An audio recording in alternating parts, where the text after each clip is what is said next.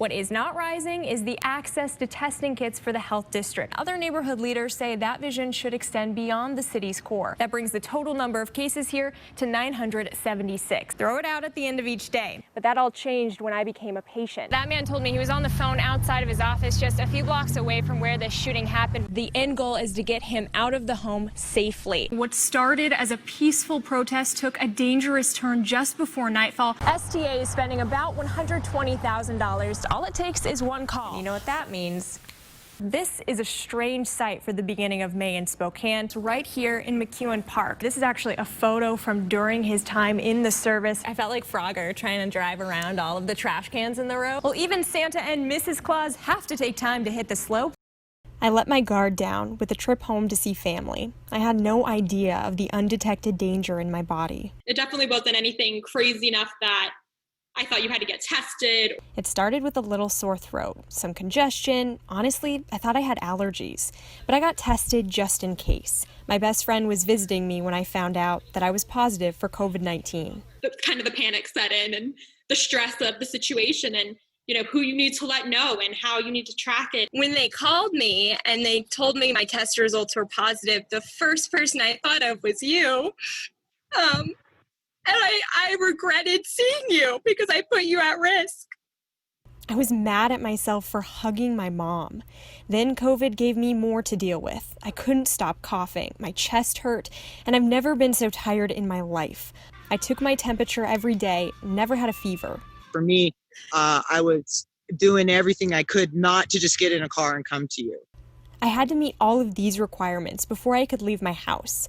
Thankfully, my family and friends tested negative. You never know who has an underlying health condition. You never know kind of what's lurking beneath the surface. And so I think it's really eye-opening that, you know, obviously we can all get it. Just because you're young doesn't necessarily mean you're super healthy. And so I think that has made me a little bit more cautious about where I go and who I'm around. It's hard to balance choices, like whether to see your mom for the first time in a year. But I've come to realize that sacrificing time will always make you more grateful for it. You appreciate your moments. You appreciate here and now and the moments you have with your children, your parents, heightens your appreciation. I've met all the criteria, so I can safely leave my house now. My doctor says I'm not contagious anymore, although I do have a little bit of a cough still. I will continue to wear a mask every time I leave my house. That's because science has proven it protects the people around you. Reporting in Spokane, I'm Ariana Lake, 4 News Now. At 8 years old, my grandpa got me my first fly rod. Pretty amazing childhood as far as loving fly fishing and being outdoors. A love like that never leaves a man. The river forever beckons to Ben Miller. Well, it's like the idea of just loving a river and then being out there in the moment. His hands have always been busy. In them, instruments of an artist, with a touch that will paint the water. And I'm sitting here wrapping Mom's sewing thread on there and trying to find some materials like pocket lint.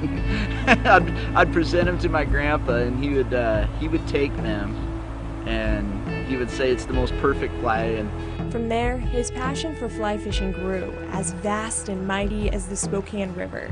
It's quite the adventure, actually. Once Miller graduated Wazoo, he took a job teaching art in his home state of Washington. But it just wasn't right. So he returned to the river. From the waters flowed his art.